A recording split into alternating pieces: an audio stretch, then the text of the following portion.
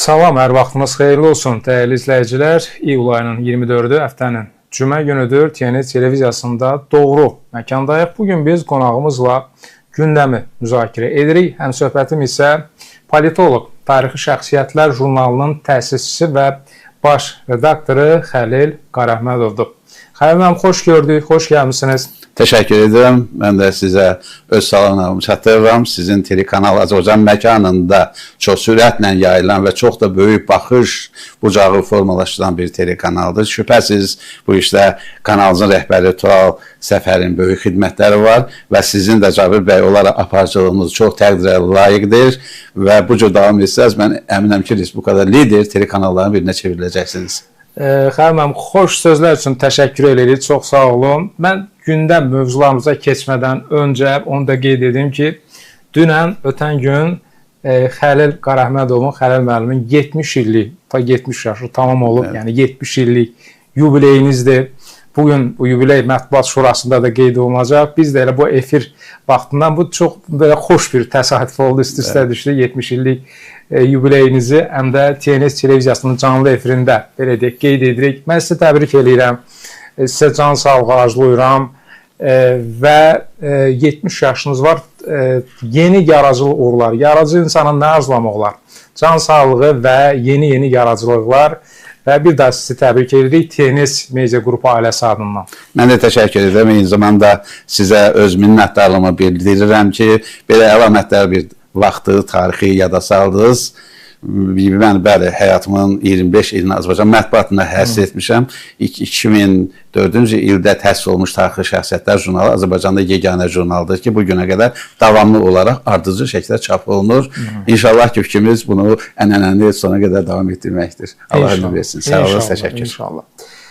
Xəlil müəllim, keçək gündəmdəki mövzulara. İranda baş verən hadisələr, ABŞ-nın İrana davam edən hücumları, qarşılıqlı hücumlar daha doğrusu, yaxın şərqdə baş verən digər proseslər, İranın proksi qüvvələrinin müharibəyə qoşulma cəhdləri, istəyirəm qarşıdakı bir saat ərzində bu mövzuya yer verək. Eyni zamanda ötən gün Azərbaycanın tarixi şəhərlərindən biri olan Qafan şəhərində İranın Ermənistandakı səfirliyi bir tədbir keçirib. Və bu tədbirdə bir çox mövzulara toxunub. Əsas mövzu da Cənubi Qafqazda geosiyasi vəziyyətdir. Orada çox maraqlı bir məqamlar var, mesajlar var və maraqlıdır ki, belə bir çətin vəziyyətdə İran üçün belə deyək də gərgin bir situasiyada belə bir tədbirin keçirilməsinə və Qafan şəhərində belə bir tədbirin təşkil olmasının məqsədi nədir? İstəyirəm ki, bu məsələyə də toxunaq, sizin fikirlərinizi öyrənək bununla bağlı. Eyni zamanda, əgər vaxtımız olacaqsa, qarşıdakı bir saat ərzində Rusiya-Ukrayna müharibəsi ilə də bağlı sizin fikirlərinizi öyrənək, həmin hadisələrə toxunaq. Mən bilirəm ki, sizin bu müharibə ilə bağlı maraqlı fikirləriniz, təhlilləriniz var.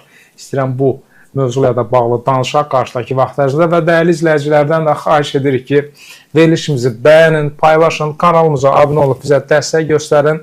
Bizim verilişimiz YouTube və Facebook üzərindən canlı yayımlanır. Sosial şəbəkələr üzərindən öz fikirlərinizi, rəylərinizi yazıb bizə göndərə bilərsiniz. Suallarınız varsa mütləq ünvanlayın bizə. Çalışacağıq ki, efir vaxtımız ərzində qonağımızla sizin suallarınızı cavablandıraq. Xəlil müəllim, keçək İranda baş verən hadisələrə. Artıq ötən gün 12 və yaxud da 13-cü gecə idi ki, səhv eləmirəmsə, əgər rəqəm səhvsə düzəlini xahiş edirəm. ABŞ-nın növbəti hücum dalğası başladı və çox təəssüf ki, biz hər gün bunu təkrarlayırıq. Yəni, bəlkə tamaşaçılar üçün yorucu ola bilər, savaşdır, müharibədir, amma ABŞ rəsmilərinin açıqlamalarından da görünür ki, bu hücumlar hələ davam edəcək. İstəyirəm başlayaq. İranla ABŞ arasındakı bu gərginlik, bəzən izləyicilər də bizim rəy bölməmizdə yazırlar ki, bu müharibə nə vaxt bitəcək, tərəflər niyə masa arxasında oturmurlar? Çünki bir 60 günlük atəşkəs var idi və çox təəssüf olsun ki, iyul ayının 7-sindən artıq aktiv fazaya keçib, yəni müharibə başlayıb və hücumlar da davam edir. Cabir bəy, bugün bəşəriyyətin ən ağrılı problemi ikidir. Təbii ki, böyük mənada Avropa üçün yaxın məkan olduğuna görə təhlükəsizlik baxımından Rusiya-Ukrayna münasibətləri və onların müharibə vəziyyəti və apardıqları həqiqi müharibə, baxmayaraq ki, buna hələ də müharibə etməyə heç birinin cəsarəti çatmır və müxtəlif səbəblərə görə bunu demirlər. Artıq Amerika Birləşmiş Ştatları ilə İran arasında baş verən hadisələr, müharibə, o da elə konflikt adında gedir, amma əsl müharibənin çox dərin tarixi kökləri var. Mən telekanalları izləyirəm, burada şərhçilər çıxırlar, özlərinin fikirlərini söyləyirlər. Amma qoyun sizin daimi izləyiciləriniz bilsinlər, bu adi bir müharibə deyil. Bu Amerikanın, Amerika prezidentinin əhval-ruhiyyəsi ilə müəyyənləşən və onun istəyi ilə başlanan bir müharibə deyil. Bu müharibənin kökləri çox qədimlərə gedir. 1978-ci ildə Şah rejimi devriləndən sonra İranda qurulan hakimiyyət və bugün də davam edən bu hakimiyyət ilk fəaliyyətə başladığı dövrdən Amerika Birləşmiş Ştatlarını böyük şeytan adlandırdı. Və özünün strateji hədəfi olaraq Amerika Birləşmiş Ştatlarını düşmən elan etdi. Təbii ki, Amerika Birləşmiş Ştatları yanında İsrailin adını çəkilir. Harada Amerika var, orada İsrail, İran nöqteyi nəzərindən və bu iki dövlətlə davam edən və davamlı davam edən konflikt, mübahisələr, ziddiyyətlər, bax bugün gətirdi, bu böyük bir müharibəyə çıxartdı. Bu müharibə spontan müharibə deyil, bu müharibə təsadüfdən doğmuş bir müharibə deyil. Tərəflərin hazırlaşdığı, illərlə hazırlaşdığı bir müharibədir. Çox acı nəticələr verir. Çox acı nəticələr. Amerika Birləşmiş Ştatları özünün strateji hərbi üstünlüklərindən istifadə edib İranı, belə deyək, dağıdır. İranı məhv edir. İranın strateji obyektlərini, yollarını, körpülərini, böyük müəssisələrini hədəf olaraq vurur və elə belə görüntü kimi vurmur. Bütün istehsal sahələrini dağıdır. Çünki Amerika yaxın şərqdə, nəyi yaxın şərqdə, hətta dünya miqyasında İranı özünün düşməni görür. Güclü düşməni görür. Zəif düşməni görmür. Bütün müharibənin kökündə duran o Amerika-İran mübahisəsinin, konfliktinin, ziddiyyətinin mahiyyətidir. Ki, bugün o artıq müharibə həddindədir və müharibə davam edir. Biz növbəti ilərləyən dəqiqələrdə bunun detallarından danışarıq. Amma mən sizə, istədim sizin çox sayılı tamaşaçılarınıza, mən müharibənin mahiyyətini danışam. Mahiyyəti budur. Və biraz öncə də qeyd etdik ki, səhər saatlarında belə bir xəbər var idi ki, güya Qətərdən gələn nümayəndə İrana Trumpın sülh təklifini bildirib, amma İran bu təklifi qəbul etməyib. Sepah dirəniş göstərir, amma biz bilirik ki, Sepahı dəstəkləyən belə də kənar güclər var da. Çin, Rusiyanın adı çəkilir, hətta Hindistanın da İrana dəstək verdiyini söyləyənlər var və son vaxtlar Amerika Birləşmiş Ştatları, yəni Amerika ordusu İranın o logistikasını sıradan çıxarır. Körpülərdir, yollardır, dəniz limanlarıdır və bir sıra strateji obyektlərdir. Əsas hədəflərdir son bir neçə gündür bunlardır və Amerika Birləşmiş Ştatları çalışır ki, o İrana belə verilən o yeni qan damarlarını kəsməyə çalışsın və müəyyən, belə deyək də, məqamlarda buna müəssər olub, yəni bunu bacarıb. Və Sepah daha da çıxılmaz vəziyyətdə, amma bu dirəniş göstərməyinin belə məqsədi nədir? Və Sepah hər gün itkilər verir, yəni İran, belə deyək də, əgər belə davam edərsə, bu gecə hücumları davam edərsə, 15 gündə davam edərsə, İran çox böyük, belə deyək, faciələrlə üzləşə bilər. Daxildə biz səhər saatlarında xəbərlər buraxılışımızda bu barədə məlumat verdik tamaşaçılara. Artıq orada da yanacaq qıtlığı var, benzin qıtlığı yaşanır. Bu da digər istiqamətlərə, digər sahələrə öz təsirini göstərir. Ərzaq sürətlə bağlaşır və bu da daxildə bir gərginlik yaradır, narazılıq yaradır. Və bütün bunlara baxmayaraq Sepah dirəniş göstərir. Müharibənin davam etməsi Sepahın xeyri nədirmi? Mən sizə cavab verim. Demək, əslinə baxsaz, istənilən müharibənin, biz indi konkret Amerika-İran müharibəsindən danışır, dünyanın başqa nöqtələrində gedən müharibələrin heç birində müharibənin əvvəlində olan əhval-ruhiyyə müharibənin axırına qədər davam etmir.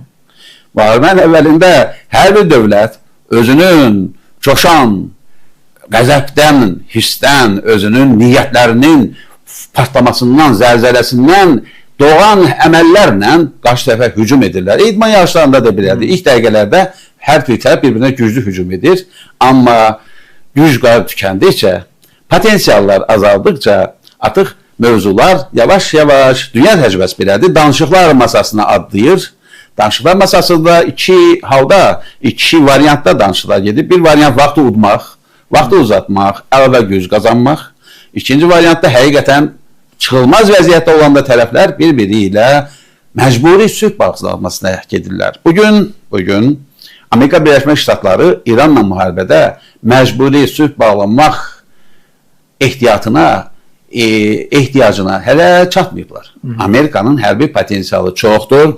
Qoy sizin tamaşaçılarınız bilsin, bu həddindən artıq çoxdur. Həddindən artıq çoxdur. 1 trilyondan çox hərbi büdcəsi var. Büdcə bilirsinizmi? Büdcə puldur. Amma o maddiyyata çevrilmiş bir halda o silahdır.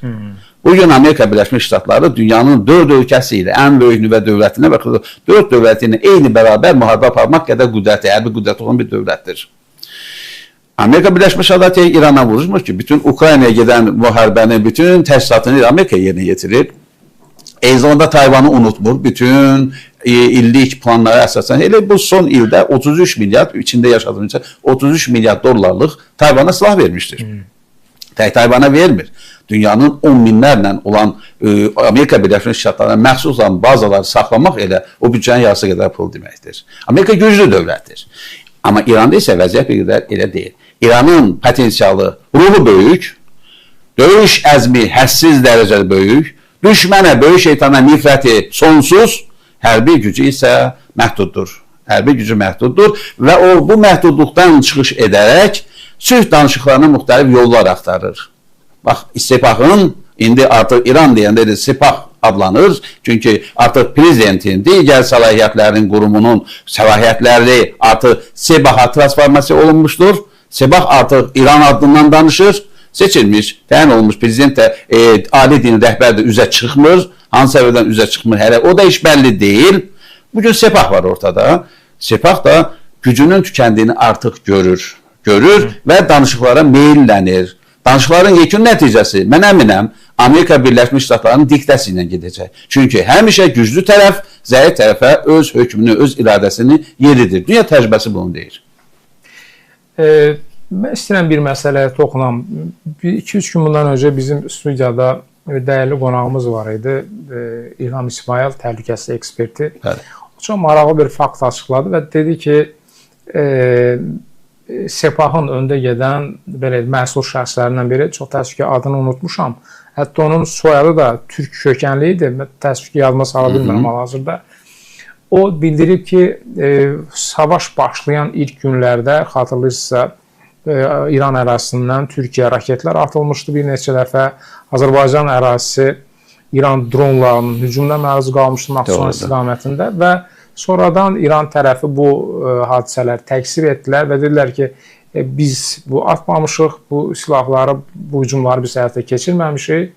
Amma ortada bir fakt var ki, həmin silahlar da İrana məxsus idi və İran ərazisindən atılmışdı və sonradan bu yaxınlarda həmin o Sepah generalı etiraf etdi ki, bu hücumları biz təşkil eləmişik və bu qonşu ölkələrə bir xəbərdarlıqdır ki, əgər bu müharibə dövründə siz öz torpaqlarınızdan İran ərazisində istifadə etsəniz, biz bu hücumları davam etdirə bilərik. Halbuki Rusiyanın da, daha doğrusu Türkiyənin də, Azərbaycanın da İranla bağlı, ümumiyyətlə bu hadisələrlə bağlı mövqeyi qətidir və ortadadır. Hətta Türkiyə mən deyərdim ki, bu savaşda İranın ən böyük dəstəkçilərindən biri idi. Və hər şey göz qabağındadır. Azərbaycan dəfələrlə mənəvi dəstəkçilərindən biri. Mənəvi dəstək və media dəstəyi mən deyərdim ki, göstərirdi. Yəni öz mövqeyini qoyub ortaya. Azərbaycan da bir neçə dəfə humanitar yardım göstərib. Azərbaycan üzərindən İrana humanitar dəstəklər göndərilib, yardımlar göndərilib. Yəni bizim mövqeyimiz dövlət olaraq, xalq olaraq mövqeyimiz ortadadır. Amma çox təəssüf ki, İran Azərbaycana qarşı, İrandakı rejim daha doğrusu Azərbaycana qarşı münasibətdə heç vaxt səmimi olmayıb. Mən nəyə gəlmək istəyirdim? Deməli, ötən gün Qafanda Ermənistan institutlarından biri və İranın İrəvandakı səfirliyinin birgə təşkilatçılığı ilə tədbirin adı belədir. Cənubi Qafqazın geosiyasi və geoiqtisadi transformasiyası fonunda İran və Ermənistan arasında strateji tərəfdaşlıq mövzusunda görüş keçirilib. Bu arada Azad İran Telegram kanalı məlumat gəlib və mən bir məsələyə toxunmaq istəyirəm Xəlil müəllim. Bu gərgin bir vəziyyətdə də belə deyək də kobud çıxsa, yəni ilin belə bir vaxtında İran üçün çox ağır bir vəziyyətində İran və Ermənistan nümayəndələrini qafanda görüşünü necə izah etmək olar, nə ilə izah etmək olar? Bu Tehranın, İranın Zəngəzur dəhlizi ilə bağlı belə deyək də bir ismarşı kimi qəbul oluna bilərmi? Çünki burada söhbət nədən gedir? Yəni tədbirin mövzusu belədir. Cənubi Qafqazda geosiyasi və geoiqtisadi transformasiya.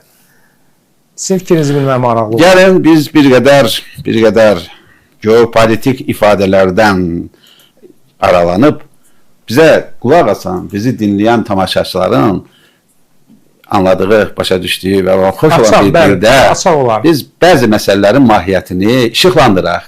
Bu çox vacibdir. İran 90-cı ildən bugünə qədər bizim ən böyük problemimiz Ermənistan-Azərbaycan problemində aşağı şəkildə sərhədlərimizi pozdular, aşağı şəkildə Qarabağı, ətraf 6 rayonu, 7 rayonu işğal etdilər. Bax, burada biz İranın qəti mövqeyini görmədik. Nə 94, 95, 96, 2000-ci ilə qədər, 2005, 2010 biz qəti mövqeyini müşahidə etmə. Humanitər yardım etdilər, mənəvi dəstək verdilər, qardaşlıqdan danışdılar. Amma Azərbaycan ordusunun güclənməsi üçün, Azərbaycan xalqının o torpaqlara, əzəli torpaqlara qayıtması üçün əməli bir addım atmadılar. Bu da ondan irəli gəldi ki, Ermənistanı itirmək istəmədilər. Bir növ İran bir əlində iki qarpız tutdu. Nə bizlərdən qoydu? Bir qarpız tutdu. Azərbaycan daha çox Ermənistana bizə də mənəvi dəstək verirdi. Baxın, o qədər humanitər yardımlar, bunu itirmək olmaz. Amma düşmənə sən düşmənsən, günahkara sən günahkarsan, Ermənistan ifadəsini işlətmədi. Biz bunu görürük. Bizim xarici siyasət blokunda oturub işləyən bizim rəhbərliyimiz əhsən birinci, bütün dünya artıq bunu təsdiq edir. Prezidentimizin apardığı siyasət, xarici siyasət ən yüksək dəyərlərə xas olan bir siyasətdir. Bunu artıq dünya bir deyir. Xalq vətəndaş olaraq biz də görürük bunu. Biz İrandan gözlədik. İran bunu etmədi. İndi əksinə müharibə gəldi, İranın öz üzərinə düşdü. Biz 2005-ci ildə ya 10-cu ildə düşünə bilməzdik ki, Amerika prezident ştatlarının belə bir prezidenti olacaq. Trump adında o İrana birbaşa hücuma cəsarət edəcək. Çünki ondan qabaq ki, heç bir Amerika prezidenti İrana birbaşa hücum cəsarətinə malik deyildi. Oturub düşünürdü də, onun da səbəbləri var. Onun üçün bizim bir saatlıq verilişimiz bəs etmək, nə üçün getmək istəmirdi? İranda etiqad gücü əsasında, etiqada söykənən güclü bir fədailik vardır.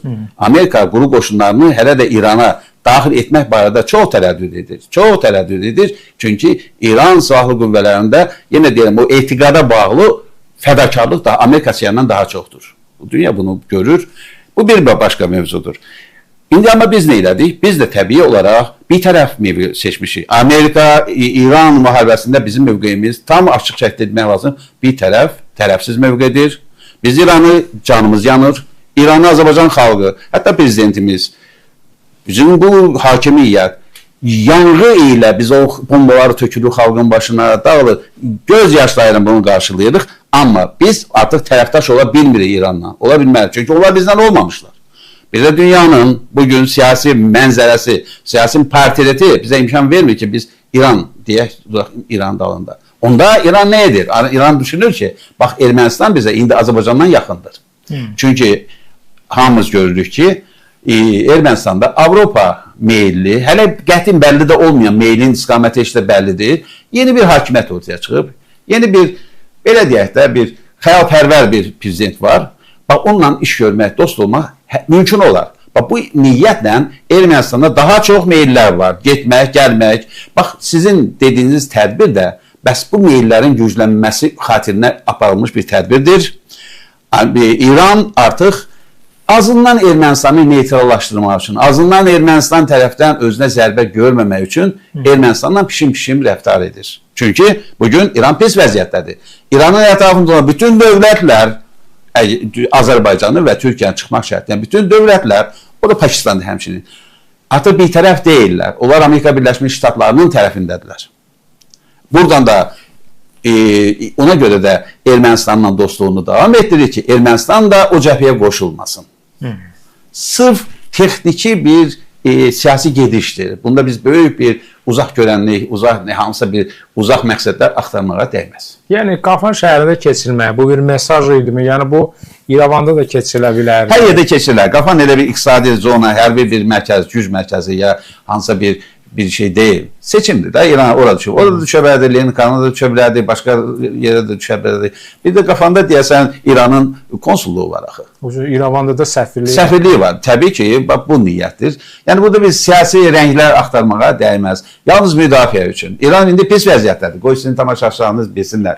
İran təhlənib, İran tükənib. İranın bugün yeganə gəlir mənbəyi neftdir. Nefti də satmağa qoymur Amerika. Bilirsiniz, Ərmən, mən bir şey deyim. Bəzən biz indi burada tamaşaçı, daha doğrusu bizim qonaqlarımızla iqtisadçılar olur, siyasətçilər olur. Yəni, bəzən İran mövzusundan söz düşəndə siyasət adamları olur. Maraqdır ki, burada müxtəlif fikirlər var. Bəzi hətta bizdə sosial şəbəkələrdə də bu mövzuyla bağlı iki tirəli var. Bəziləri düşünür ki, bu müharibədə Amerika Birləşmiş Ştatları çox şey itirib. Yəni, ABŞ prezidenti xal itirib, nüfuz itirib. Amerika dövlət olaraq böyük, belə deyək də, nüfuz itirir. Bəziləri də deyir ki, sizin kimi İran çox şey itirib və İran məğlub olmaq ərəfəsindədir. Bu fikir müxtəlifliyinin səbəbi nədir? Reallıq nədir? Siz necə görürsünüz baş verən? Bunun həlli, bunun izahı daha da sadədir. Baxın, Amerika Birləşmiş Ştatları bu müharibədə prestij itirir. Çünki Amerika Birləşmiş Ştatları o məşhur müharibələrdə bir yüyüb gəzinti kimi hesab edən cəngavərlər olub döyüşməyə, olub ki, illərlə davam edir müharibə. Amerika hesab etdi ki, İran qorxacaq. İranın daxilində ziddiyyətləri ortaya çıxacaq. Şahın da orada potensial olaraq şahı da azlamışlar, şahın oğlunu. O da çox böyük aktivlik göstərdi. Baxın, axır vaxtlar onun aktivliyi yoxdur daha. Bəli. Yoxdur. Aktivlik göstərdi. Amerika buna hesablaşdı ki, mütləq İran içindən dəyişiklik baş verəcək. Çox təəssüfdür, ya belə qanuna uyğun bir hal olaraq İranın daxilindən parçalama əlamətlərini tapa bilmədi Amerika Birləşmiş Ştatları. Yoxdur. İranda dini etiqad zəminində bütün xalqlar, Azərbaycanlılar da həmçinin, türklər deyirlər. Amma yanvar ayında etirazlar başlamış. O, bilsən, görüntü idi. O, xırda etirazlar. 75 milyon əhalinin arasında 80 milyon bəlkə var, edişiklər də var. İnflyasiyadır indi, bahalıqdır. İranın bütün ehtiyatlar ambarları boşalır. Sizcə bu səbəb deyil, daxili üsyanların başlamağı? Elə davam etsə, əlbəttə böyük səbəbdir. Ona görə də İran danışıqlara yollar axtarır. Yollar axtarır. Müharibənin bu cür davam etməsi, İran olsun, 6 ayda davam etsə, İranın tam çöküntüsü deməkdir. İran artıq daxilindən çökəcək. Çünki müharibə, İran xalqı uzun müddətli müharibə aparmaq planda olmayıb. Heç niyyət də yoxdur, heç ona hazır da deyil. Amerika Birləşmiş Ştatları böyük dövlətdir, ağır dövlətdir. O hələ 5 ildə müharibə apara bilər. Heç Amerikan ərazisində heç bu müharibə haqqında bəlkə 50 vətəndaşdan biri də xəbəri yoxdur ki, İranda vuruşur bizim qoşunlarımız. Böyük ölkələrin böyük problemləri, digər maraqları var. Amma İran üçün isə bu müharibə tezliklə qurtarmalıdır. Burada da belədir də, İran istəyir müharibəni qurtarsın, amma heç nə itirmədən müharibəni qurtarsın. Amerika da əslində özünün itirilmiş, xələr gəlmiş prestijini bərpa üçün maksimum tələblər ortaya qoyur və onları əldə etməmiş, əl çəkməyəcək. O yüzden hakimiyyəti də oturanlar da ağladırlar, fikirləşirlər ki, Amerika elə belə getməyəcək. Sepahı ağ bayraq qaldırmağa nə məcbur edə bilər? Son nöqtə. Olmayacaq. Ağ bayraq anlayışı qətiyyən olmayacaq. Elə iki dövlətlər, onlar heç-heçə. Yəni hər ikisi orada qalib gələcəklər, hər biri özünü qalib elan edəcək. Savaşın heç-heçə bitdiyini görməmiş. Birisi sözdə heç-heç olacaq. Hər ikisi reallıqda isə əlbəttə böyük itkilər Amerikadadır. Amerikanın iki əsgəri rəhməti yetmişdir. Dünən ölüb də Yordaniya hücumdan. Görün onlara olan təntənə. Cəmisi iki əsgərə iki təyyarə gəlib. İki yük təyyarəsi, Herkules təyyarələrinin iki əsgəri olur. Görün İranda nə qədər ölən var. Görün İranda ölənlərin heç bu təmtəraq var mı birində də? Mümkün deyil. Amerikada İran onun fikirləşir. İndi Amerikanı da məğlub etməyən, onun da özünün zəif tərəfləri var da. Əgər bu hipotetik bir düşüncədir, əgər bir gün ərzində hansısa bir uğurlu, dırnaq arasında uğurlu, insan faciəsi heç var uğurlu əməliyyat deyil. Uğurlu əməliyyat nəsə İran Amerikanın bir 100 əskərini bir gündə öldürə bilərsə, bu xəyaldır, düşüncədə Allah etməsin. Artıq bu Amerika, bu prezidentin imicinin 10% itirilməsi deməkdir. Əgər indən sonra bir ay ərzində 300-400 Amerika əskəri yaralanıb və ya döyüş meydanlarında həlak olarsa, artıq müharibəni bitirmək üçün Amerika dövlətinin əhalisi tələbindən küçələrə çıxacaq. Bu biraz incə məsələdir. Çox bir ağır şərtlərdir. Bir də dünya, sizdən bilirsiniz, Amerika-İran münasibətlərində dünya faktorunu qoymuşuq hələ qırağa. Yəni o faktoru da qoşaq bu işinə. İranın bütün nefti hara gedir? Çox böyük hissəsi Çin Xalq Respublikasına gedir. Çox böyük hissəsi. Çin Xalq Respublikasının artıq... 80% yaxın. Çox, bəli. Çin Xalq Respublikasının sənayesi artıq dayanma həddindədir. Buradan da Ruslan alır. Rus Avropa sıxır, Avropa embargo olur. 44 dollardan artıq deyilsən neftini bareli sata bilməzsən. Dünyada isə indi bugündən səhər-səhər gələndə mən hesabatlara baxdım. Çox 100 dolları keçdi. Çin qalıbdır iki vəziyyət arasında. Çinə xoş deyil. Çin burada özü konkret itirir. Əslində İrana atılan hər bir zərbə, Çin atılan zərbədir. Çinin iqtisadiyyatına atılan bir zərbədir. Orada Çin lideri də sentyabrda ABŞ-ya gedəcək. Hələ oraya gedəcəklər. Hələ bilməm nəyə müzakirə edəcəklər. Bununla başqa Fars körfəzi ətrafında dövlətlər hamısı çöküb. Bizim o Dubay, mən bildir Dubaydaydım. O zənginliklərə mən heyran baxırdım. Azərbaycandan gedənlər. Dünyanın bütün zənginlikləri hamısı orada var. İndi şəhərlər bombalanır. Ərbuj, o bu dünyanın ən ikinci nəhəng qülləsi artıq 364 metrdən İranın uçuş aparatına, pilotsuz uçuş aparatına məruz qalıb. 4 mərtəbə indi hələ də qapqara pasın içindədir. Bunlar çox olacaq. Yəni onlar bugün müharibənin aparılmasına heç bir nə körfəz ölkələri. İran körfəz ölkələri su sistemlərini sıradan çıxarır. Onu da sonradan çıxaracaq. Bilirsiniz, bunlar bir-birinə bağlıdır. Profil dediğiniz qüvvələr var. O deyil, Yəməndə. Yəmənə göstəriş verir ki, keçid orduda bir hörmüz deyir. Artıq Husiləri müharibəyə qoşublar. Qoşur, artıq qoşub. Dünyandan sonra onlar Səudiyyənin iki qalır. Bunun gələcəyində böyük təhlükələr olduğu hiss olunmaqdadır. Artıq başlayıb. Yəqin ki, Amerika Birləşmiş Ştatları, Təhlükəsizlik Şurası, dünyanın ağıllı güc mərkəzləri oturub bunun həllini tapmağa sadəcə məcburdular. Bax, bugün İran məsələsində biz gözləmə mövqeyindəyik. Biz gözləyirik ki, 5 həftədən sonra, 5 həftədən sonra, 3 həftədən sonra hadisələr hansı tərəfə iştirak edəcək? Müharibənin həlli Amerika Birləşmiş Ştatlarının əlindədir, yoxsa yox? Tamamilə onun əlindədir. Tamamilə. Çünki bütün məsələnin həlli həmişə gücün əlində olur. Amerika gücdür. Güc deməkdir. Həm hərbi gücdür, həm iqtisadi gücdür, həm də hörmətdir. Dünyada onun dediğini durub oturur. Əlbəttə onun əlində. Amma Amerikada ora boş yerə getməyib. Olsa bax, itkilərin hesabatını prezidentdən soruşacaq. Sən oraya nə üçün getmişdin? Ən böyük niyyət İranda zənginləşdirilmiş nüvə başlıqları, nüvə tozu deyirlər də onu oradan götürmək, aparmaqdır. İran deyir ki, aparaq Çinə verək. Ruslar götürsün. Neytal ölkəyə verək. O mənimdir. Yaxud da mən onun zənginliyini aşağı saldım. Təhlükə yoxsa Amerika deyir, onun hamısını mənə verməlisən. Mən aparmalıyım. Amerikada radikal tələblər irəli sürür. Müharibədə onlar orada... Biraz tərəflərin birbirine ehtimadı yoxdur deyə. Həm ehtimadı yoxdur, həm də niyyətləri var. Baxın, siz hansısa bir iş dalınca 100 manat xərcləmişsinizsə, müzdə oradan umacağınız var. Da Amerikanı da belədir. Amerikanın umacağı odur ki, iki böyük şərtdir. İranın bütün nüvə texnologiyasını məhv etmək, nüvədən hazırlanmış o başlıqlar üçün yararlı olan materialı oradan götürmək, birinci niyyətdir, böyük niyyət. Bir də onun raket texnologiyasını sıfırlamaq. Çünki raket elədir ki, buradan qalxacaq, Kuveytə düşəcək, İsrailə düşəcək, olacaq, uzun mənzilli raketlərdir. Amerika bu niyyətinə nail olmadan İrandan güman edirəm ki, əlini çəkməyəcək. Bu qədər. Çox təəssüf ki, bu savaş hələ bir müddət davam edəcək. Çünki üfüqdə belə deyək də, hələ ki, nə atəşkəs görünür, sülh ümumiyyətlə məsələ masada müzakirə olunmur. Və çoxları hal-hazırda belə deyək də, biz, yəni bütün dünya əsasən İranda baş verən hadisələrə köklənsə də, Xəlil müəllim, deyirlər ki, dünyanın yeni nizamı formalaşır və Rusiya-Ukrayna müharibəsinin nəticəsi bu dünya nizamının formalaşmasından çox böyük təsir göstərəcək. Və çox təəssüf ki, elə bu istiqamətdə də, yəni Rusiya ilə Ukrayna arasında 4 il yarımdır ki, keçən gün mən oxudum, 1600 neçənci gün. 19-cu gündür. 1619-cu gün. Yəni, hətta deyirlər ki, 41-45-ci illər ötən əsrdə baş verir. 4 ilə davam etmişdir. Bəli, yəni bu hər gün davam edən müharibənin hər günü böyük bir faciədir. Tamam. yüzlərlə, minlərlə insan itkisi, şəhərlər dağılır, böyük maliyyə itkilər var. Yəni bugünə qədər, yəni təxmini hesablamalara görə bir günə savaşa, indi bilmirəm bu nə qədər dəqiqdir, 1 milyard dollar yaxın vəsait xərclənir. Təbii şişirdilmiş rəqəm milyard deyil, amma milyonlarla ölçən olsun 10 milyon, 100 milyon. Yəni o pulları insanların sosial rifahına, sülhə xərclənsəydi sözsüz ki, daha yaxşı olardı. Nəyi demək istəyirəm? Artıq bu 4 ilin, belə 4 il yarımın 4 ilini Ukrayna xalqı bu müharibədən böyük əziyyətlər çəkirdisə, yəni Ukraynanın yarısı dağılıb, Ukrayna əhalisinin demək olar ki, yarısı Avropadadır, sığınacaq tapıblar, yaşayırlar orada. Artıq müharibə Rusiyanın daxilindədir.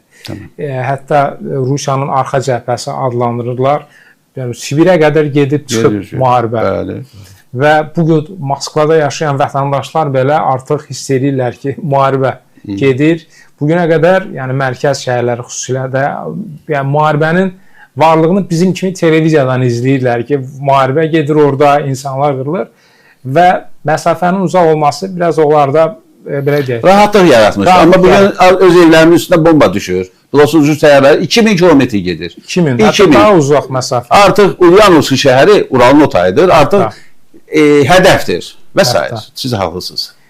Və Putin, hətta yəni Kremlin belə deyək də Moskva səması belə müdafiə oluna bilmir.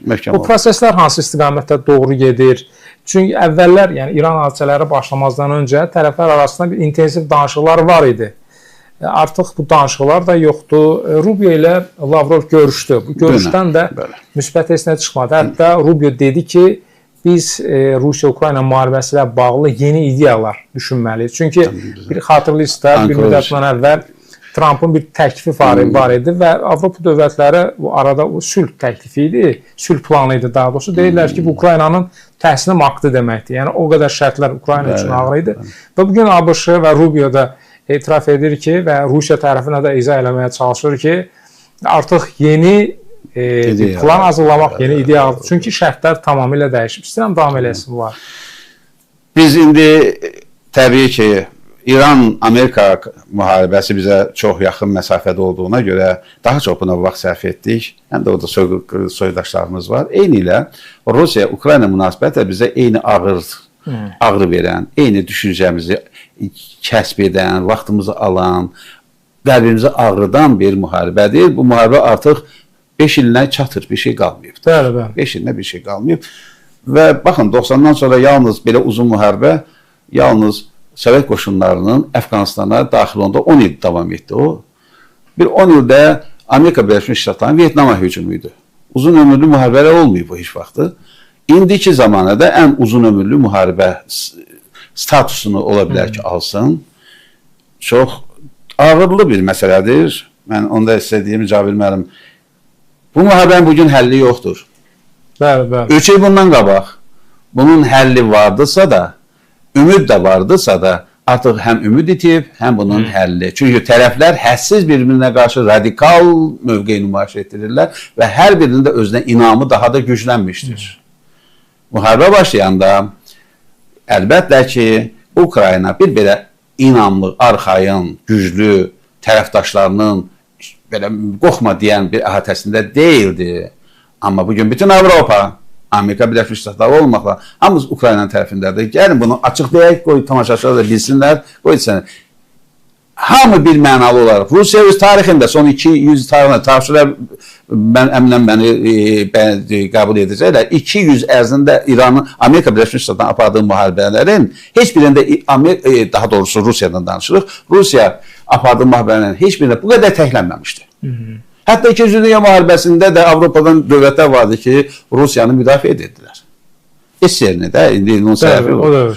Bugün Avropaya məxsus olan 38 dövlətdir də Avropada, o dövlətlərin heç birinin Serbiyanın çıxmaq şərti, Serbiyada hələ bir tərəfdir. Serbiya iki tərəfli oynayır. İki tərəfli oynayır.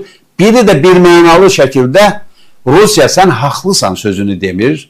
Hətta keçmiş SSR-dən ayrılmış 15 müttəfiq respublika, 15 müttəfiq, heç biri Rusiyanın tərəfində aşkar mövqe bildirir. Belarus çıxmaq şərti ilə.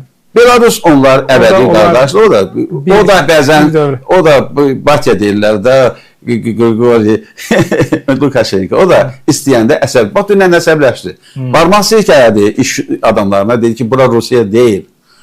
Mən biznesə ölkənin maraqlarına qurban verə bilmərəm. Bilirsinizmi? Bugün belə təhlənmiş bir Rusiya bütün gücü ilə çalışır ki, imicini itirdi Rusiya. Bu hadisələrdə Rusiya imici yoxdur. İqtisadiyyatın tamam itirdi. Bugün bütün neft arama zavodlarının hamısı demək olar vurulub. Hamısı vurulub. Bugün Rusiyada işlənən neft ehtiyatlardan, strateji ehtiyatların hesabınadır. İri neft arama zavodlarının demək olar ki, heç biri işlənmir. Bundan əlavə, bütün yollar, bütün dəmir yollar xətti təhlükədədir.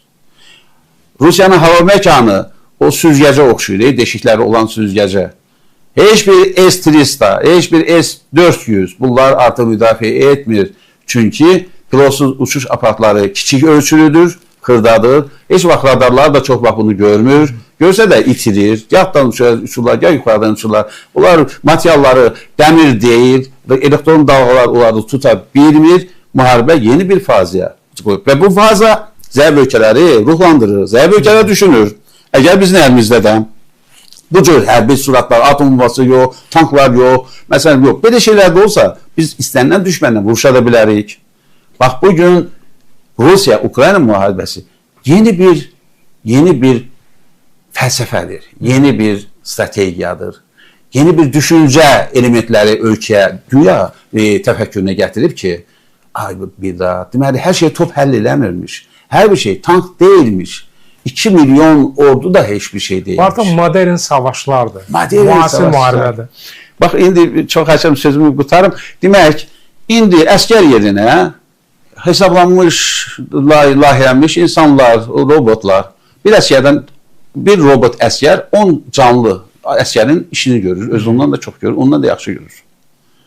Yük daşımalar, siz indi keçmiş təfəkkürlə ənənəvi olaraq mövqeyə hansısa 500 kg yük yapamaq üçün at, araba, maşın, indi buna ehtiyac yoxdur. Platformalar var, yarım metrdən də. Üstə yüklüyürlər, konkan basırlar. O gedir, lazımına gəlir. O da yarıları daşıyır. Daha təhlükəsiz. Artıq say burada rol oynamır. Əhalinin sayı indiki müharibədə rol oynamır. Bax, belə halda Rusiya yoxdur, düşünür. Rusiyanın ən böyük təhlükəsi bilirsiniz nədir? Dünya hələ ondan çox narahatdır. Rus birdən əsəblərini cilaya bilməyəcək. Özünün strateji nüvə silahlarını yox, taktiki nüvə silahlarının birini qorxutmaq xatirinə Gök üçün hardasa bir yerdə işlədəcək. Çünki bıçaq boğaza dirənəndə ayrı bir variant tapılmır. Rusiya o silahları, müəllim, Sakharovda 49-dan sınav keçib. Bugünə qədər onları elə bəsləmək üçün saxlamır yanvarlarda. O işlətmək üçün saxlayır. Bax, bugün dünyanın ən böyük təhlükəsi budur ki, birdən Rusiya əlini nüvə silahına atar. Adi silahlarından Rusiya Ukrayna'ya məğlub edə bilməyəcək. Bunu bilməyimiz lazımdır. Rusiya bu riski edə bilər. Amerika Birləşmiş Ştatları 45-ci ildə Nagasaki, Xirosima şəhərlərinə 2 dənə atom bombası atdı. Bundan ötürü Amerika Birləşmiş Ştatlarını tutub həbs elədilər, ya dama basdılar, ya məhv elədilər. Dünyada gücə hörmət var hər yerdə.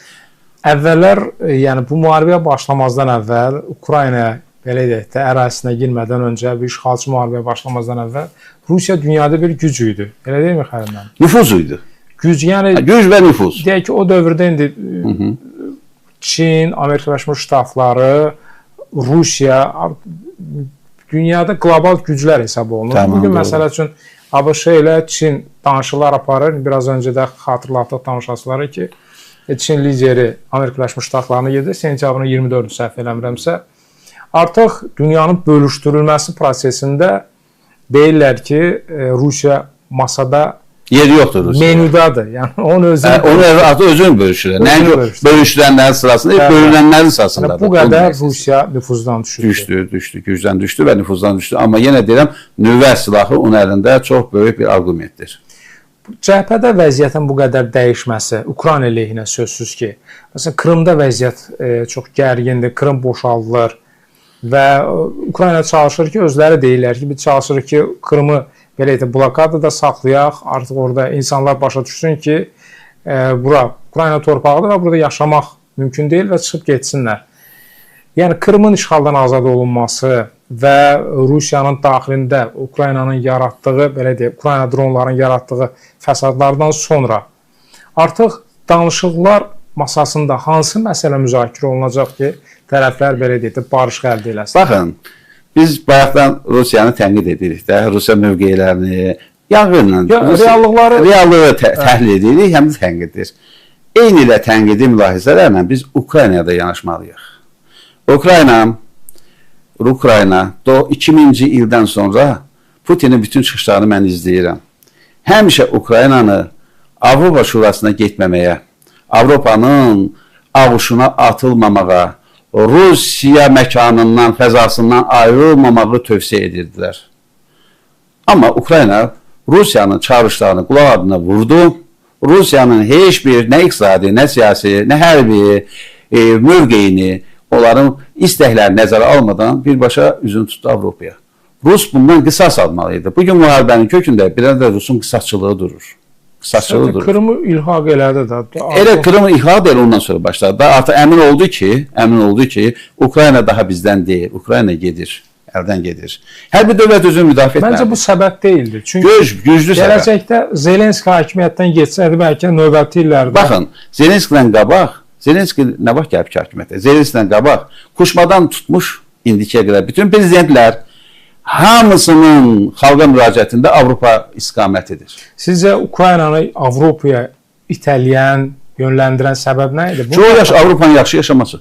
Avropanın pullu olması. Bizdən Azərbaycandan o qədər qaşınlar gedirlər, siyasi mühacirliyi alırlar, oturma alırlar. Ərəb ölkələrinin yarısı oradadır. Türklərin Almaniyada 6 milyondur. Nə dərəcə? Yaxşı yaşayış. Biraz da Rusiyanın qonşularla münasibətində o imperiya maraqları... Həmişə olmuş Rusiyanın qonşuları. Hər bir Qafqazda da onun imperiya maraqları var. Qorxudan odur yəni. O da vardı. Ona görə Ukrayna qorxdu. Bildi ki, əvvəl-axır Avropaya getməsə, Rusiya yenə bunun caynağına keçəcək. Yəni, müxtəlif səbəblər... Tədbirləri. Görürsünüz, nə qədər dünyada bu məsələlərin zəmbilində nə qədər suallar və cavablar var.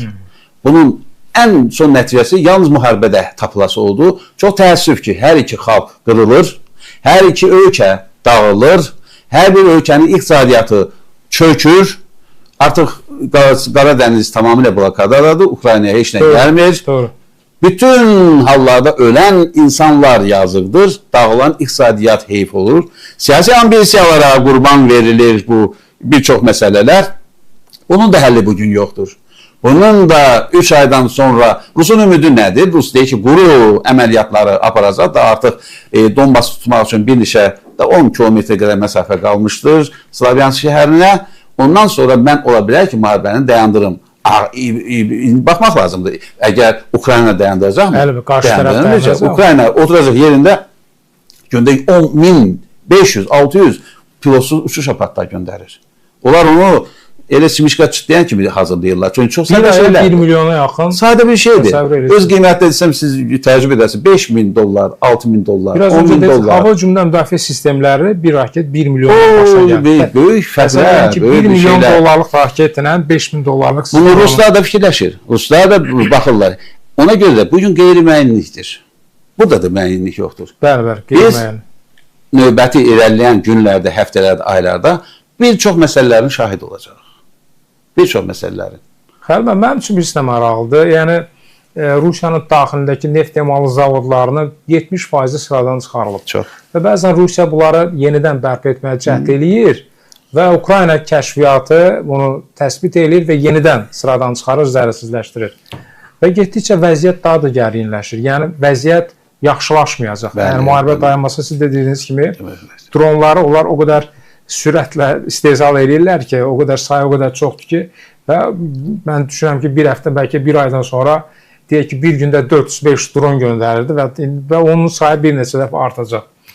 Və Rusiyanın deyirlər ki, mən də düşünürdüm ki, bir müddət bundan öncə Rusiyanın təbii resursları çoxdur da, yəni hələ müharibədə davam gətirmək qabiliyyəti, gücü, potensialı tükənməyib. Amma artıq bu neft emalı zavodlardan sıradan çıxarılması və onun bərpasının mümkün olmaması bu artıq Rusiyanı, Rusiyada yaşayan xalqlar uçurma aparır. bunun qarşısını necə alacaq? Mən düşünürəm ki, artıq o potensial tükənir. Çünki Ukrayna elə strateji tapıbdır ki, belə ağıllı strategiya tapıb, onları məhv eləyir. Bunun bərpasını... Tek Ukrayna ayağını yazmayaq bu uğurlular. Bütün Avropa Ukrayna işləyir. Bəli, söz. Arkasında Ukrayna. Bütün Avropanın ağılı, zəka mərkəzləri, güc mərkəzləri, intellektual mərkəz, kəşfiyyat, o pilotsuz uşağı parta elə belə fəzada uçur. Hamısı Starlink'dir. Hamısı Elon Musk'ın peyikləridir. İstiqamət verirlər. Özləri bir istiqamət verirlər. 1 metr sağ, 1 metr sol dəqiqliklə vurulur. Bütün dünya, mən danışa dedim, Rusiya heç bu qədər öz tarixində təhlənməmişdir. Rusiya təhlənib. Avropa plus Amerika Rusun üstünə düşübdür. Özdə elmi texnik sayla yox, keyfiyyət baxımından, elmi texnik tərəqqinin nailiyyətlərindən istifadə etmə baxımından. Ona görə də Rusun müharibənin davam etdirməsi bu halında az görünür ehtimalda. Bir aydan sonra necə görürsünüz Rusiyadakı? Pis görünürəm. Bir aydan sonra Rus göstərici çox tükənib, çox pis vəziyyətdədir. Strateji nüvə silahlarının onda o dünyanın məhvi deməkdir. Ona heç şək etməz. Taktiki nüvə silahları var. Xırda bir ölçülərdə, xırda bir əraziləri qorxutmaq niyyəti ilə. Elm hansısa bir dəfə əl atacaq. Allah da etməsin bunu. Mən bunu fərziyyə olaraq deyirəm ki, əl ata bilər. Amma su meymun boğazına çıxanda o nedir? Bir misal var da. Bu gözlənilir. Ona görə müharibəni dondurmaq. Bu Rusiyanı xilas elə bilər. Yox. Müharibəni Rusiyanı heç nə xilas etməyəcək. Rusiya artıq itirmiş öz imicini 50 ildə də bərpa edə bilməyəcək. Təkcə imic itirməyib, çox şey itirib. İqtisadiyyatını tamam itirib, o heç imic itirib. Bilirsiniz, dövlətləri sevən xalq onun iqtisadiyyatından çox imicini sevir. Bugün Rusiya dünya çapında vəhşi, barbar, nə bilim istilaçı, nə bilim təcavüzkar bir dövlət statusundadır. İndi bundan sonra o daha mehriban, həlim, mələk sifətinə necə gəlib qayıdacaq? Necə 15 respublikanın dövlətləri, xalqları Rusiyaya biz etimadla yanaşacaq ki, o bizim arxamızdır, qardaşımızdır və s. Etimad itib. İtibdir, tamam itibdir. Baxın, bir nəfərin başladığı müharibə nə boyda tarixi fəsadlar yetirir, nə boyda böyük təhlükələr gətirir ortaya. Dünya budur da, təəssüf ki, dünya belədir. Rusiyanın taleyi qeyri-müəyyəndir. Bəs Putini nə gözləyir? 74 yaşında Putini əcəl gözləyir. Belə pis çıxmasın deyə. Çünki insan əbədi dünyada yaşamır. Hər birimizin təbii bir ölümü var. Öləcək, amma yəni bu proseslərdə mən elə hesab edirəm ki, Putin bu müharibənin axırına qədər, əcəlinin axırına qədər prezident kürsüsünə əl çəkməyəcək, çəkə də bilməz artıq. Acı həqiqətdir, amma tarixi həqiqətdir də, belə şeylər o qədər dünyada baş verib ki. Hələ mən Rusiya-Ukrayna müharibəsini başlayanda mən düşünürəm ki, Rusiyanın burada günahı və səhvi var idi. Yəni, ümumiyyətlə, Ukraynaya işğalçı müharibəsini biz qəti şəkildə pis deyirik, açıq demək lazımdır. Bu bizim elə xalq olaraq, dövlət olaraq da mövqeyimiz bir mənalıdır. Nəyi demək istəyirəm? Biraz da Rusiyanı o dövrdə mən xatırlayıram, yəni 4 il yarım bundan əvvəl. Rusiyanı biraz da təşviq elədilər ki, mən xatırlayıram həmin dönəmləri Qərb mediası hər gün yazılır ki, Rusiya ordusu Ukrayna sərhədindədir, Ukrayna qoşun toplayır, girir Ukrayna torpaqlarını, belə bəlkə 5-6 ay bu cür informasiyalarla biraz da təşviq elədilər. Rusiya ordusu girdi və məqsəd də bu idi. Rusiya Ukraynaya girsin, Ukrayna torpaqlarına girsin. Və bu müharibənin başladan, müharibənin savaşı başladanlar sizcə əsas hədəfi Rusiyanı necə görür? Zəiflətmək.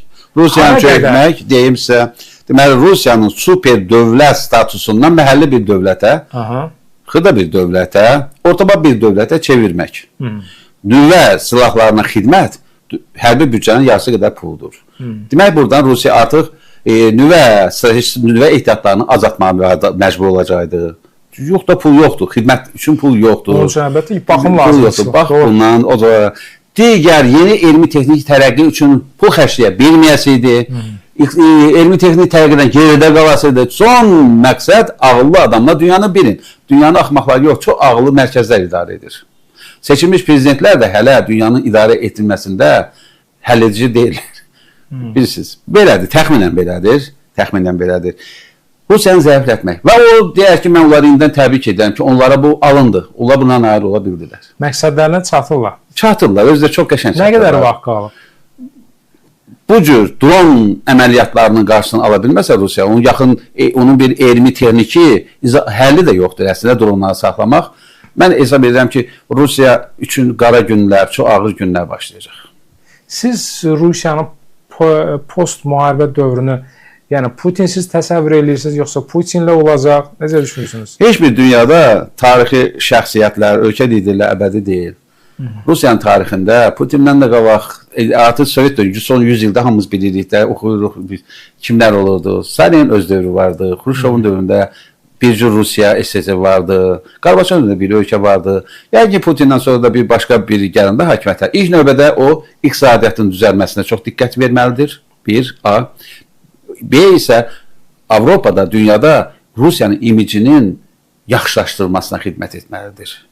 İmici pis ölkə ilə görün, bir ölkə Rusiya ilə iqtisadi alver eləmək istəmir. Artıq 24-cü paket qəbul olundu. 21-ci sanksiya. Çoxdur gerçi. Sanksiya. Avropa. Sanksiyalar. Bütün dünya artıq alver eləmək istəmir. Rusiya heç məhsul verib, məhsul almaq da istəmir. Rusiyanın fəlakətli dövrüdür. Çox pis dövrüdür. Təəssüf edir. Bizdən mehriban bir qonşu, bir qardaşlı bir vaxtlarda qardaş ölkələr sayılırdıq. Amma Rusiya bugün bu vəziyyətə düşdü. Xəyər, 200 ildir belə deyək də, bu coğrafiyada Rusiya imperiyası belə deyək də, həmişə nəzarətçi rolunu, yəni bu coğrafiya həmişə onun nəzarətində, o işğalı altında olub da, belə deyək də. Nüfuzu altında deyək. Nüfuzu altında olubdur. Və bugün o Rusiya öz nüfuzunu itirir, əvvəlki Rusiya deyil, 200 illik tarix dağılır, tamamilə başqa bir mərhələyə keçirik. Rusiyanın, belə deyək də, rolunu kim öz üzərinə götürəcək bu missiyanı? Yəni bölgədəki, belə deyək də, o böyük gücə kim, hansı dövlət ola biləcək, çevirəcək? Bu Avropanın yerləşdiyi, daha doğrusu Rusiyanın yerləşdiyi Avropa və Aziya məkanı, balaca bir məkanda deyil, dünyanın quru torpaqlarının az qala yarısıdır. Yarısıdır, bəli. Burada hansı dövlət hökmdar olacaq fikri qəti deyil. Çünki hansı dövlətin maraqları, dövlətlərin maraqları olacaq. Əsasən Orta Asiya, Urala qədər olan məsafə, Çinin iqtisadi maraqlarının təsiri altında olacaq. Avropa hissəsi isə istər-istəməz Avropaya meylənəcək. Mümkün deyil başqa. Qafqaz olaraq biz də özümüzün həyatını Turan Birliyi ilə, Türkiyə ilə bağlayacaq. Artıq görürsünüz, dünyada Turan Birliyi, bizim də iştirak etdiyimiz hərəkat çox böyük vüsətlə böyüyür. Və əminəm ki, dünya düzəni bu qaydayla davam etsə, 20 ildən sonra artıq Turanın ortaq dilimiz olacaq. Turanın bizim ortaq iqtisadi baxışlarımız olacaq, siyasi baxışlarımız olacaq. Yəni, ölkələr, xalqların gələcəkdə də çox gözəl, maraqlı talihləri olacaq. Bunun üçün yaşamaq lazımdır. Allah ömür versin, yaşayın. Və siz gənclər, bütün gənc sizin tamaşaçılarınız bu tarixin yaradıcıları olacaqlar və bu tarixin yaranmasında iştirakçıları olacaqlar. Bəzən Rusiyanın bu bütün baş verən proseslərin sonunda parçalanacağı ehtimalını səsləndirənlər də var. Niyə də yox? Mümkündürmü? Mümkündür. Dünyada bəyəm azmıq parçalanan imperiyalar olmuşdur. Gördün Osmanlı imperiyasını. Dünyanın 1/3-ünü Osmanlı idarə edirdi. 600 illik imperiya. O buydu imperiya. Nə oldu? Dünya dağılmadı ki. Yenə də belə deyək də, o ətraf dövlətlər var, xırda dövlətlər. Hamısı yaşayır ki, xalq da yaşayır. Heç bir xalq imperiyanın altında olan parçalanır, məhv olmur. Çevrilmir, itmir, batmır. Bilirsiniz, bəzən siyasətçilər istifadə edirlər öz pis niyyətlərinə. Falan dövlət məhv olacaq, o bir belə olur. Heç kəs məhv olmayacaq. Heç bir xalq da məhv olmayacaq. Amma nüfuz dairələri dəyişəcək. Xırda dövlətlərin üzərində həmişə böyük dövlətlərin nüfuzu olmuşdur. Məşhur Avropa deyimi var da, Karol Umir, Karol öldü, yaşasın yeni Karol. Bu cür təxmini belə. Dünya yenidən bölüşdürüləcəksə və yaxud da yeni nizam formalaşacaqsa, güclər yenə əvvəl kimi iki qütb olacaq, yoxsa Cənab Ərdoğanın dediyi kimi dünya 5-dən böyükdür. Daha çox güc olacaqmı və bu dünya meyil daha çox güc olacağına, daha çox qütbləşməyə doğru olacaq. Meyil budur əslində. Çünki dünyanın Amerika tək ya da Çin oradan iki qütb, artıq Rusiya yoxdur, qütb deyil Rusiya. Yoxdur. Bunlar idarə edə bilməyəcəklər. Bütün xalqlar artıq elmi texnik tərəqqiyə görə çox ayrılıblar. Onlar artıq iki qütb tərəfində yaşamaq yox, çox qütblü bir dünya, bir dövriyyədə olmaq istəyirlər. Yəni ki, dünya çox qütb olacaq. Ərdoğan o sözü 50 ildən sonra da çox böyük siyasi bir uzaq görənliklə təkrar olunacaq. Dünya 5-dən böyükdür. Bu günə yox, yarım əsr sonraya hesablanmış bir deyimdir. Aydındır. Xəlil müəllim, bizə ayrılan efir vaxtı yekunlaşmaq üzrədir. Bir neçə dəqiqəmiz var. Bəlkə də bu unutduğumuz bir mövzu var. Sizin əlavəniz varsa, fikirləriniz varsa söyləyin, sonra biz yekunlaşdıraq. Əvvəlcə mən sizin tamaşaçıların hövsələsinə, onların səbrinə görə onlara təşəkkür edirəm. Mən hesab edirəm, biz də dünya haqqında maraqlı fikirlər söylədik. Faydalı bir gün görüşümüz oldu. Və bütün Azərbaycan əhalisinə, 10 milyon Azərbaycan əhalisinə demək istərdim ki, biz olmaqla Azərbaycan xalqının çox uzaq görən, çox nüfuzlu bir prezidentimiz var. Beynəlxalq məsələləri o bizdən 10 dəfələrlə daha yaxşı bilir. Gələcəyin inkişaf vektorlarını o bizdən də yaxşı hesablayır. Azərbaycan inşallah ki, Allahın sayəsində təhlükəsiz bir diyara çevriləcək, məkan olacaq. Böyük güclərin davasında Azərbaycan həmişə salamat qalacaq və Azərbaycanda yaşamaq, gələcəkdə qurmaq bu fikirlərinizlə var olsun Azərbaycan, var olun siz. Gələcəyiniz işıqlı və parlaqdır. Xalq olaraq bizə heç bir təhlükə yoxdur.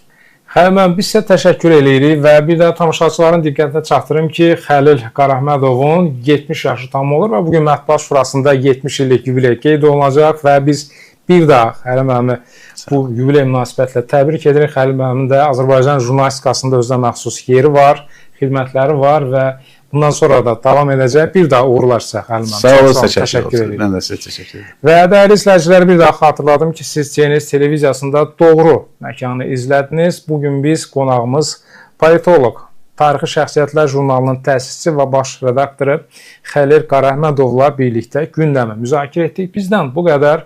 Sağ olun, salamat qalın.